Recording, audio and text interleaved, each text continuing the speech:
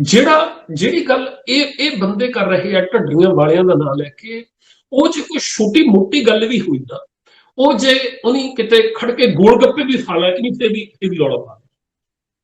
ਜੇ ਕਿਤੇ ਉਹਨਾਂ ਦੇ ਨਾਲ ਤੁਰਨੇ ਵਾਲੇ ਨੇ ਕੁਝ ਕਰ ਲਿਆ ਇਦਾਂ ਉਦਣ ਵੀ ਰੌਲਾ ਪਾਉਣਾ। ਉਹਦੀ ਉਹਦੀ ਉਹਦੀ ਆਪਾਂ ਪਰਵਾਹ ਨਾ ਕਰੀਏ, ਇਸ ਗੱਲ ਲਈ ਨਾ ਕਦੇ ਇਹ ਐਕਸਪੈਕਟੇਸ਼ਨ ਕਰੀਏ। ਜਿਹੜੇ ਵੀਰ ਇਹ ਐਕਸਪੈਕਟ ਕਰਦੇ ਆ ਵੀ ਢੱਡਰੀਆਂ ਵਾਲੇ ਕੀ ਜਵਾਬ ਦੇਣਗੇ, ਕਦੇ ਵੀ ਨਾ ਸੋਚੋ। ਸਤਵਿੰਦਰ ਸਿੰਘ ਅਨੂਪਗੜ੍ਹ ਦੇ ਕਿਸੇ ਵੀ ਜੋ ਕੰਮ ਕੀਤਾ, ਵੀਡੀਓ ਬਣਾਈ ਹੈ ਜਿਹੜੀ, ਠੀਕ ਹੈ, ਲਾਈਵ ਹੋ ਕੇ, ਉਹਦੇ ਲਈ ਕੋਈ ਸਫਾਈ ਨਹੀਂ ਦਿੱਤੀ ਜਾ ਸਕਦੀ। ਕੇਸ ਰੱਖਣਾ ਨਾ ਰੱਖਣਾ, ਧਾਰਮਿਕ ਹੋਣਾ ਨਾ ਹੋਣਾ, ਧਰਮ ਦੇ ਕਰਮ ਕਰਨੇ ਨਾ ਕਰਨੇ, ਹਰ ਇੱਕ ਬੰਦੇ ਦਾ ਆਪਣਾ ਨਿੱਜੀ ਫੈਸਲਾ ਹੈ। ਉਹ ਜੇ ਕਿਸੇ ਹੱਦ ਤੱਕ ਜੋ ਵੀ ਕਰਨਾ ਚਾਹੁੰਦਾ ਆ ਉਹ ਕਰੇ ਨਾ ਕਰੇ, ਉਹਦੀ ਆਪਣੀ ਮਰਜ਼ੀ। ਪਰ ਇਸ ਤਰੀਕੇ ਨਾਲ ਉਹ ਜਿਹੜੀ ਆਪਣੀ ਤੁਹਾਡੇ ਅੰਦਰ ਪ੍ਰੈਸ਼ਰ ਭਰਿਆ ਹੋਇਆ ਹੈ, ਉਹਨੂੰ ਕੱਢਣਾ ਤੇ ਕਿਸੇ ਹੋਰ ਦੇ ਉੱਤੇ, ਇਹ ਕਿਤੇ ਨਾ ਕਿਤੇ ਸਾਡੀ ਕਾਲ ਦੇ ਵਿੱਚੋਂ। ਬਾਕੀ ਵੀ ਸਾਰਿਆਂ ਨੂੰ ਬੇਨਤੀ ਹੈ ਭਾਈ, ਕੋਈ ਵੀ ਬੰਦਾ ਜਿਹੜਾ ਹੈ, ਠੀਕ ਹੈ, ਇਸ ਪਾਸੇ ਵੈਸੇ ਵੀ ਜਿਹੜੇ ਅਸੀਂ ਫੈਸਲੇ ਲੈਂਦੇ ਆ ਨਾ, ਮੈਨੂੰ ਇੱਕ ਵੀਰ ਨਾਲ ਗੱਲ ਹੁੰਦੀ ਸੀ, ਅਮਰੀਕਾ ਵਿੱਚ ਕਿਸੇ ਗੁਰਦੁਆਰੇ 'ਚ ਲੜਾਈ ਹੋ ਗਈ, ਝਗੜਾ ਹੋ ਗਿਆ, ਦੋ ਗਰੁੱਪ, ਤੇ ਉਹ ਝਗੜਾ ਹੋ ਗਿਆ ਤਾਂ ਵੀਡੀਓ ਉੱਥੇ ਆਲੇ ਦੁਆਲੇ ਸਾਡੇ ਮੇਰੇ ਅੱਗੇ ਹੁੰਦੇ, ਉਹਦੀ ਵੀਡੀਓ ਬਣਾ ਲਈਆਂ, ਬਣਾ ਕੇ ਪਾਈਆਂ ਆਸੇ ਪਾਸੇ, ਪੁਲਿਸ ਨੂੰ ਫੋਨ ਕਰ ਦਿੱਤਾ, ਪੁਲਿਸ ਆ ਗਈ, ਪੁਲਿਸ ਆਈ ਤੇ ਉਹ ਸਣੀ ਜੁੱਤੀਆਂ ਅੰਦਰ ਆ ਗਈ। ਉਹਨੇ ਰੋਕਿਆ ਹੋਊਗਾ, ਕਿਸੇ ਨੂੰ ਚਾਰਜ ਵੀ ਕੀਤਾ ਹੋਊਗਾ, ਚਲੋ ਸ਼ਾਂਤੀ ਕਰਾ ਕੇ ਚਲੇ ਗਏ।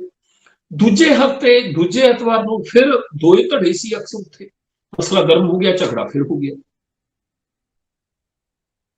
ਤੇ ਉਹ ਫਿਰ ਉਹੀ ਹੋਇਆ। ਪੁਲਿਸ ਦੂਜੀ ਵਾਰ ਪੁਲਿਸ ਵਾਲੇ ਨਾਲ ਕੁੱਤੇ ਵੀ ਲਾਇਆ। ਹੁਣ ਪੁਲਿਸ ਅੰਦਰ ਗਈ, ਗੁਰਦੁਆਰੇ ਦੇ ਬੇਅਦਬੀ ਹੋਈ ਆ, ਸਣੇ ਜੁੱਤੀਆਂ ਗਈ ਆ, ਉਦੋਂ ਵੀ ਜ਼ਿਆਦਾ ਬੇਅਦਬੀ ਹੋਈ ਆ, ਫਿਰ ਸਣੇ ਕੁੱਤੇ ਅੰਦਰ ਗਈ ਆ, ਫਿਰ ਤਾਂ ਬਿਲਕੁਲ ਹੀ ਸਤਿਆਨਾਸ਼ ਹੋ ਗਿਆ, ਬਹੁਤ ਜ਼ਿਆਦਾ ਬੇਅਦਬੀ ਹੋਈ। ਉਹ ਪੁਲਿਸ ਨੇ ਗੱਲਬਾਤ ਸੁਣੀ, ਜਿਹਨੂੰ ਫੜਨਾ ਹੋਇਆ ਕਰਿਆ, ਪੁਲਿਸ ਚਲੀ ਗਈ, ਤੇ ਦੋਹਾਂ ਧਿਰਾਂ ਨੇ ਸੰਗਤ ਦੇ ਨਾਲ ਮਿਲ ਕੇ ਬੈਠ ਕੇ ਉੱਥੇ ਮੀਟਿੰਗ ਕੀਤੀ ਤੇ ਮਤਾ ਪਕਾਇਆ। ਸੰਗਤ ਰਲ ਕੇ, ਪੰਥ ਬੈਠੇ ਸਿਰ ਜੋੜ ਕੇ, ਪੰਥ ਦੇ ਆਗੂ, ਸਾਰੀ ਕੌਮ ਦੇ ਆਗੂ ਉਸ ਏਰੀਏ ਦੇ ਬੈਠ ਕੇ ਉਹਨੇ ਸਲਾਹ ਕੀਤੀ ਭਈ ਜਦੋਂ ਪੁਲਿਸ ਆਉਂਦੀ ਆ, ਇਹ ਤਾਂ ਮਾੜੀ ਗੱਲ ਹੈ ਵੀ ਲੜਦੇ ਹਾਂ ਅਸੀਂ, ਪੁਲਿਸਾਂ ਦੀ ਬੇਅਦਬੀ ਹੁੰਦੀ ਹੈ, ਆਪਾਂ ਇਹਨੂੰ ਕਾਬੂ ਕਰੀਏ, ਇਦਾਂ ਨਹੀਂ ਹੋਣੀ ਚਾਹੀਦੀ। ਫਿਰ ਮਤਾ ਕੀ ਪੱਕਿਆ ਵੀ ਹੁਣ ਅਗਲੇ ਹਫ਼ਤੇ ਨਾ ਤਾਂ ਕੋਈ ਵੀਡੀਓ ਬਣਾਵੇ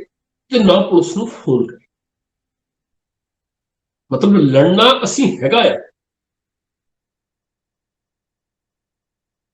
ਜਦੋਂ ਲੜਾਂਗੇ ਆਪਾਂ, ਕੋਈ ਵੀ ਬੰਦਾ ਪੁਲਿਸ ਨੂੰ ਫੋਨ ਨਾ ਕਰੇ, ਕਿਉਂਕਿ ਪੁਲਿਸ ਦੇ ਆਉਣ ਨਾਲ ਕੁੱਤੇ ਆਉਂਦੇ ਆ, ਪੁਲਿਸ ਨੇ ਜੁੱਤੀਆਂ ਅੰਦਰ ਗੁਰਦੁਆਰੇ ਦੀ ਆਉਂਦੀ ਆ, ਉਹਦੇ ਨਾਲ ਬੇਅਦਬੀ,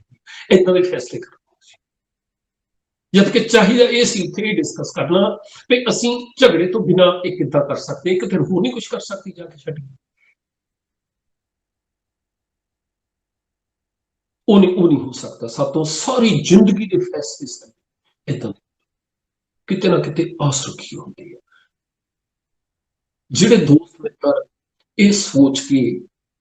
ਅੱਜ ਖੜੇ ਆ, ਸਟੈਂਡ ਲੈ ਰਹੇ ਆ, ਚਾਹੇ ਉਹ ਦਮਦਮੀ ਟਕਸਾਲ ਦੀ ਗੱਲ ਆਉਂਦੀ ਆ, ਜਥੇਦਾਰਾਂ ਦੀ ਗੱਲ ਆਉਂਦੀ ਆ, ਇਤਿਹਾਸ ਦੀ ਗੱਲ, ਅਖੰਡ ਜਥਾ ਨਿਹੰਗ ਕੁਝ ਨਹੀਂ, ਉਹ ਜਥੇ ਦੀਆਂ ਖਾਲਸਤਾਨੀ ਗਰੁੱਪ ਆ, ਉਹਨਾਂ ਚਰਚਾ ਦੀ ਗੱਲ, ਪੰਥ ਦੀ ਦਰਸ਼ਨ ਤੋਂ ਘੜਾਇਆ, ਜਾਂ ਸਾਡੇ ਦਲਵੀਰ ਵਰਗੇ ਸਕਾਲਰ ਆ, ਗੁਰਦਰਸ਼ਨ ਢਿੱਲੋਂ ਹੋਣੀ ਆ, ਇਹਨਾਂ ਸਾਰਿਆਂ ਦੇ ਬਾਰੇ ਗੱਲ ਕਰਦੇ ਆ। ਜਿਹੜੇ ਦੋਸਤ ਮਿੱਤਰ ਸਟੈਂਡ ਲੈ ਕੇ ਖੜੇ, ਉਹਨਾਂ ਨੂੰ ਬੇਨਤੀ ਆ ਵੀ ਜੇ ਤੁਸੀਂ ਇਹਨਾਂ ਨੂੰ ਗਲਤ ਕਹਿਣਾ ਹੈ ਨਾ, ਜੇ ਅਸੀਂ ਕਹਿਣਾ ਵੀ ਇਤਿਹਾਸ ਗਲਤ ਲਿਖਿਆ, ਜੇ ਅਸੀਂ ਕਹਿਣਾ ਕਿ ਗੁਰੂ ਗ੍ਰੰਥ ਸਾਹਿਬ ਦੇ ਵਿੱਚ ਜਿਹੜੀ ਸਿੱਖੀ, ਜਿਹੜੀ ਦਸਾਂ ਪਾਤਸ਼ਾਹਾਂ ਨੇ ਸਿੱਖੀ ਦਿੱਤੀ ਹੈ, ਉਹਨੂੰ ਪ੍ਰਮੋਟ ਕਰਨਾ ਹੈ, ਤੇ ਸਾਡੇ ਤੇ ਬਹੁਤ ਵੱਡੀ ਜ਼ਿੰਮੇਵਾਰੀ, ਸਾਡੇ ਮੋਢਿਆਂ ਤੇ ਬਹੁਤ ਵੱਡਾ ਬਰਡਨ ਹੈ। ਮੈਂ ਹਮੇਸ਼ਾ ਕਹਿੰਦਾ ਹੁੰਦਾ, ਉਹ ਬੰਦਾ ਗੱਲ ਕਰੇ ਜਿਹੜਾ ਬੰਦਾ ਆਪ ਆਪਣਾ ਕੰਮ ਕਰਕੇ ਆਪਣੇ ਚਾਰ ਪੈਸੇ ਕਮਾ ਕੇ ਕੋਲੋਂ ਖਰਚ ਕੇ ਕੁਝ ਕਰ ਸਕਦਾ, ਜਿਹਨੂੰ ਦੂਜਿਆਂ ਦੇ ਪੈਸੇ ਦੀ ਆਸ ਆ, ਉਹ ਬੰਦਾ ਇਹ ਕੰਮ ਨਹੀਂ ਕਰ ਸਕਦਾ। ਕਿਉਂਕਿ ਜਿਹੜਾ ਪੈਸੇ ਦਾ ਨੁਕਸਾਨ ਨਹੀਂ ਝੱਲ ਸਕਿਆ, ਜਿਹੜਾ ਆਪਣੇ ਟਾਈਮ ਦਾ ਨੁਕਸਾਨ ਨਹੀਂ ਝੱਲ ਸਕਿਆ, ਉਹਨੇ ਸਰੀਰ ਦਾ, ਕਠਾਬੰਦੀ ਦਾ ਇਹ ਨੁਕਸਾਨ ਨਹੀਂ ਝੱਲਿਆ।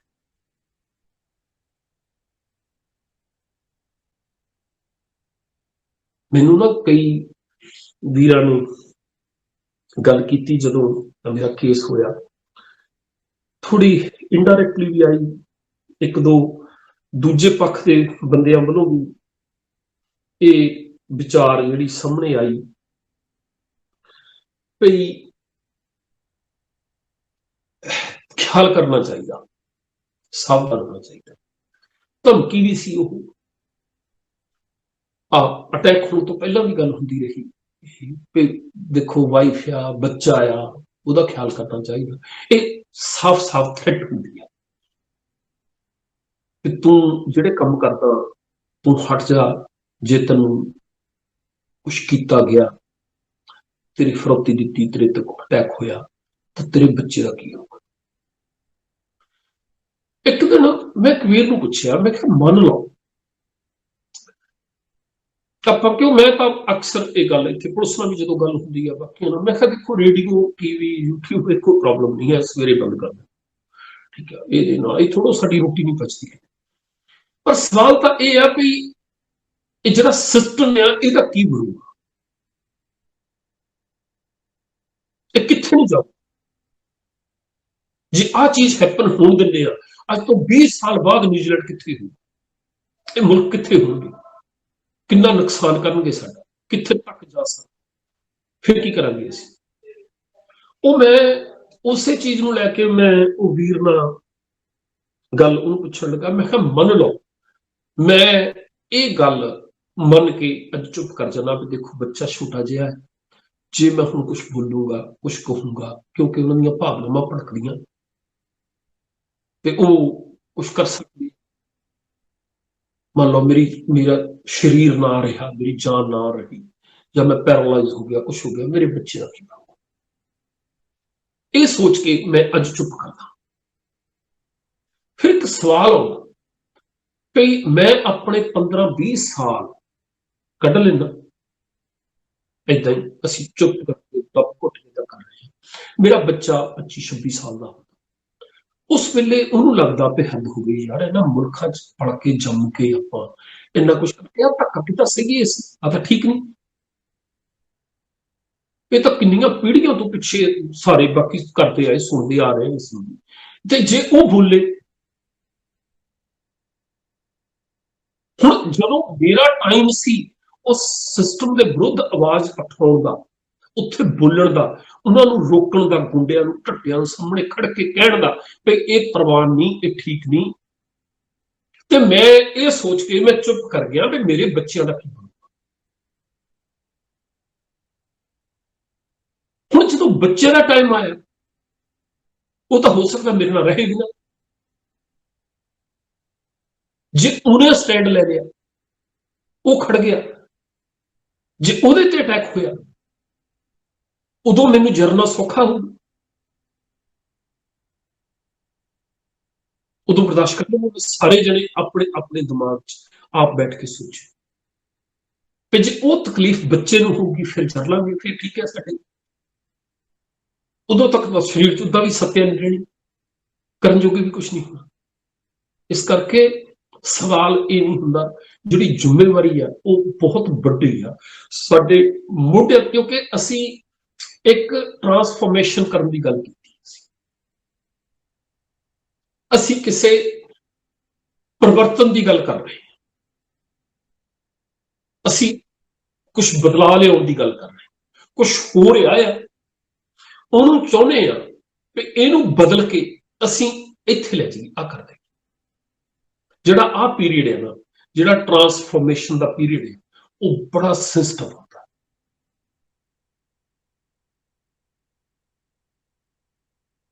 ਬਹੁਤ ਧਿਆਨ ਰੱਖਣਾ ਪੈਣਾ, ਬਹੁਤ ਕੇਅਰਫੁਲ ਹੋਣਾ ਪੈਣਾ। ਅਸੀਂ ਜਿਹੜੀਆਂ ਗੱਲਾਂ ਕਹਿੰਦੇ ਆ, ਸਾਨੂੰ ਪਹਿਲੀ ਪੀੜ੍ਹੀ ਦਾ ਦੁੱਖ ਵੀ ਝੱਲਣਾ। ਅਸੀਂ ਕਹਿੰਦੇ ਆ ਭਈ ਸਾਨੂੰ ਚਾਹੀਦਾ ਆਪਣੇ ਬੱਚਿਆਂ ਨੂੰ ਆਜ਼ਾਦ ਕਰੀਏ, ਬੱਚੇ ਆਜ਼ਾਦ ਹੋਣੇ ਚਾਹੀਦੇ। ਜਦੋਂ ਕਿਸੇ ਦਾ ਵਿਆਹ ਹੁੰਦਾ ਆ, ਹਸਬੈਂਡ ਵਾਈਫ ਆ, ਉਹਨਾਂ ਦੇ ਵਿੱਚ ਮਾਂ ਪਿਓ ਦੀ ਦਖਲ ਨਹੀਂ ਹੋਣੀ ਚਾਹੀਦੀ। ਅਸੀਂ ਕਹਿੰਦੇ ਆ ਵੀ ਜਦੋਂ ਬੱਚੇ ਦਾ ਵਿਆਹ ਹੁੰਦਾ, ਜਦੋਂ ਕਿਸੇ ਦਾ ਵਿਆਹ ਹੁੰਦਾ, ਨਵੀਂ ਵਹੁਟੀ ਆਉਂਦੀ ਆ, ਕਿਚਨ ਉਹਨੂੰ ਸੰਭਾਲੀ ਹੋਣੀ ਚਾਹੀਦੀ ਹੈ। ਜਿਹੜੀ ਪਹਿਲੀ ਪੀੜ੍ਹੀ ਆ, ਮਤਲਬ ਉਹਦੀ ਸੱਸ ਆ, ਕੋਈ ਵੱਡਾ ਆ ਘਰ ਦਾ, ਉਹ ਵਿੱਚ ਦਖਲ ਅੰਦਾਜ਼ੀ ਨਾ ਕਰੇ। ਅਸੀਂ ਇਹ ਕਹਿੰਦੇ ਕਿ ਸਮਾਜ ਇਦਾਂ ਦਾ ਹੋਵੇ। पर हुण जे असीं ये चाहांगे कि मेरी मां मेरी वोटी के राह रोड़ा ना अपने परे हो जाए, वो गलत है। वो दुख झलना पैना सानूं। उत्थे वो कानून लगना है जिहड़ा पहलां बणिया होया सी कि बच्चे मापियां दी लुक आफ्टर करदे आ, मापे बच्चियां दे नाल रहिंदे आ, मापियां ने बच्चियां नूं पालिया, हुण बच्चियां दा फर्ज उत्थे असीं वो अपना फर्ज निभाउणा है, अपनी जिम्मेवारी तो नहीं भज्जना। इदां ही जदों साडे बच्चियां दी वारी आउणी असीं कहने आ कि बच्चे जदों वड्डे हुंदे आ 18 साल तक हो जाते तो उन्होंने आजादी चाहिए है अपना कुछ करने, आप अपना कमाउण करन खाण, ठीक है। वो चीज भी असीं जे कहांगे फिर असीं अपने बच्चों नूं नहीं दे देनी है करनी, फिर करके असीं सुख होना है, वो भी ठीक है। इस परिवर्तन के पीरियड दे विच सानू अपने मापे के प्रति भी उही जिम्मेवारी निभानी पैनी है जिहड़ी पहली पीढ़ी वाली है, तो बच्चों के प्रति भी उही निभानी पैनी है जिहड़ी पहली पीढ़ी आई है। हाँ, जदों बच्चों का ब्याह होना है साडियां दा, जदों उन्हें अपने हसबैंड वाइफ ने रहन लगना है, उदों तक असीं ये प्लान करके रखिए कि अपनी मेहनत करके उन्होंने वखरा घर एक बना के देखिए, उन्होंने अलग करिए। उस वेले जदों उन्हों का टाइम आना है कि साडे जदों साडा टाइम आना असीं उन्हों तो कुछ लईए, जदों उन्हों का टाइम आना साडे प्रति फर्ज अदा करन, उदों असीं कहिए कि नहीं बच्चा असीं ट्रांसफॉर्मेशन दे विच सीगे, असीं बदलाव लिआउण दी तैयारी च सीगे, मापिआं दे प्रति असीं अपना फर्ज पूरा कीता है, हुण तुसीं ओह भार नहीं साडे ते झल्लिओ, असीं पूरी तैयारी करके बैठे हां कि असीं अपना बुढ़ापा किद्दां संभालना है। बच्चों प्रति फर्ज अपने पूरे अदा करने आ, जदों उन्हां दा टाइम आउणा साडे प्रति फर्ज अदा करन दा, उहदे लई साडी तैयारी। हुण ओह करने दा की होऊगा जदों साडे बच्चे होणगे, उन्हां नूं लगूगा कि हाँ आह सभ्याचार आ, आह कल्चर आ, ओह अपने बच्चों नाल, क्योंकि उन्हां दा टाइम इदां दा होना कि उन्हां दे मापे असीं आ, उन्हां ते मापिआं दा भार नहीं पैना, मापे साडी दखल नहीं होनी उन्हां दे विच, उन्हें उस कोलों सुरखरू रह जाना, उन्हें पूरा जोर अपना लाउणा बच्चे पालण दे उत्ते, सिस्टम दे नाल स्टेट दे नाल एकमतता होनी उन्हां दी, उन्हां दे बच्चों ने स्कूलों च जाना, सिक्ख्या लैनी आ, अगे वधना आ। उन्हें जो 18 साल के होना वो कह बच्चों के भाई तुम अपना, जो उन्होंने बच्चे कहे चले कहे ठीक है, वो सुख मनणगे उहदा। असीं इन्नी छेती इस गल दे उत्ते ना रिएक्ट करिए। बहुत सारे वीरां ने इस गल नूं इदां लिया कि पुजारी दा जिहड़ा ढांचा सी उहदे विरुद्ध आवाज आ, पर मैनूं फिर भी लगदा है कि इहनूं आपां ईमानदारी दे नाल कबूल लईए कि इह साडी फ्रस्ट्रेशन दे विचों निकले, किते ना किते काल आ जिहड़ा इस वेले प्रचारक तबका है, जिहड़े बंदे इस वेले खड़े आ, वो किते ना किते उस पुजारी दे ढांचे, असीं भी उहदे विच, मैं अखंड कीर्तनी जथे तो अमृत छकिया है, मैं किन्ना चिर सवेरे रोज सवेरे उठ के ठंडे पानी नाल नहाउंदा, कम ते सारा दिन मैं जाप सावे करी जाना, सो मैनूं जानी थोड़े हफ्तिਆਂ ਦੇ ਵਿੱਚ ਸਾਰੀਆਂ ਬਾਣੀਆਂ ਸਾਰਾ मैं मुन्ने तो क्लीन शेव सी, मैं तो अमृत छकिया सी। ਜਿਹੜੇ ਇਸ ਵੇਲੇ ਬੰਦੇ ਹੈਗੇ ਅਸੀਂ, ਜਦੋਂ ਭਾਈ ਰਣਜੀਤ ਸਿੰਘ ਨੂੰ ਕਹਿੰਦੇ ਅਸੀਂ ਵੀ ਉਹ ਜੀ ਪਹਿਲਾਂ ਬਾਬਾ ਸੀ ਇੱਧਰ ਆ ਗਿਆ, ਤੇ ਬਾਕੀ ਪ੍ਰੋਫੈਸਰ ਦਰਸ਼ਨ ਸਿੰਘ ਧੁੰਦੇ ਹੋਣੀਆਂ, ਪੰਥਪ੍ਰੀਤ ਹੋਣੀਆਂ, ਜਿੰਨੇ ਬੰਦੇ ਆ ਜਿਹੜਾ ਸਾਡੇ ਵਾਲਾ ਗਰੁੱਪ ਜਿਹੜਾ ਅਸੀਂ ਕਹਿੰਦੇ ਹੋ ਵੀ ਸਾਰੇ ਕਿਤੇ ਰੱਖਦੇ, ਜਾਂ ਮਿਸ਼ਨਰੀ ਆ, ਜਾਂ ਜਾਗਰੂਕ ਆ, ਜਾਂ ਅਖੰਡ ਕੀਰਤਨੀ ਜਥੇ ਵਿੱਚੋਂ ਆ, ਜਾਂ ਕਿਤੇ ਨਾ ਕਿਤੇ ਉਹਨਾਂ ਦੇ ਵਿੱਚੋਂ ਆ ਸਾਰੇ, ਉਹ ਕਾਲ ਸਾਰਿਆਂ ਦੇ ਅੰਦਰ ਕਿਤੇ ਨਾ ਕਿਤੇ ਹੈਗੀ ਆ, ਕ੍ਰੈਡਿਟ ਲੈਣ ਦੀ, ਮਸ਼ਹੂਰ ਹੋਣ ਦੀ, ਫਾਇਦਾ ਲੈਣ ਦੀ। ਉਹ ਫਾਇਦਾ ਚਾਹੇ ਫੋਟੋਆਂ ਦਾ ਹੋਵੇ, ਸੈਲਫੀਆਂ ਦਾ ਹੋਵੇ, 4 ਅੱਖਰ ਲਿਖ ਕੇ ਜ਼ਿਆਦਾ ਫਰੈਂਡ ਬਣਾਉਣ ਦਾ ਹੋਵੇ, ਜ਼ਿਆਦਾ ਲਾਈਕ ਲੈਣ ਦਾ ਹੋਵੇ, ਕਿਤੇ ਨਾ ਕਿਤੇ ਉਹ ਚੀਜ਼ ਜਿੱਦਣ ਉਹਨੂੰ ਅਸੀਂ ਕਾਬੂ ਕਰ ਲਿਆ, ਉਹਨੂੰ ਪੂਰਾ ਕੰਟਰੋਲ 'ਚ ਕਰ ਲਿਆ, ਅਸੀਂ ਮਾਰ ਲਿਆ ਉਹਨੂੰ, ਆਪਣੇ ਆਪ ਨੂੰ ਇਹ ਸੋਚਿਆ ਕਿ ਅਸੀਂ ਉਹ ਬੀਜ ਆ ਜਿਹਨੇ ਧਰਤੀ 'ਚ ਡਿੱਗਣਾ ਆ, ਜੰਮ ਹੋ ਜਾਣਾ ਹੈ, फिर किते पता नहीं दरख्त ने बढ़ना नहीं बढ़ना, सानू नहीं परवाह, असीं नुकसान फिर सानू आ काल नहीं पैनी, फिर जिदन लग्या सानू कि नहीं भाई इस ठीक नहीं, ਅਸੀਂ ਚੁੱਪ ਚਪੀਤਿਆਂ ਨੇ ਛੱਡ ਛੜਾ ਕੇ ਸਾਰਾ ਕਰ ਦੇਣਾ, ਕੋਈ ਫਰਕ ਨਹੀਂ ਪੈਣਾ। ਜਿਹੜੀਆਂ ਗੱਲਾਂ ਪ੍ਰਾਂਤੀ ਕਰਦੇ ਆ, ਦੂਜੇ ਕਰਦੇ, ਉਹਨਾਂ ਨੇ ਕਰੀ ਜਾਣੀਆਂ ਆ, ਉਹਦੇ ਨਾਲ ਨਹੀਂ ਸਾਨੂੰ ਕੋਈ ਇੰਨਾ ਫਰਕ ਪੈਣਾ। ਪਰ ਅਸੀਂ ਆਪ ਕੇਅਰਫੁਲ ਹੋਈਏ।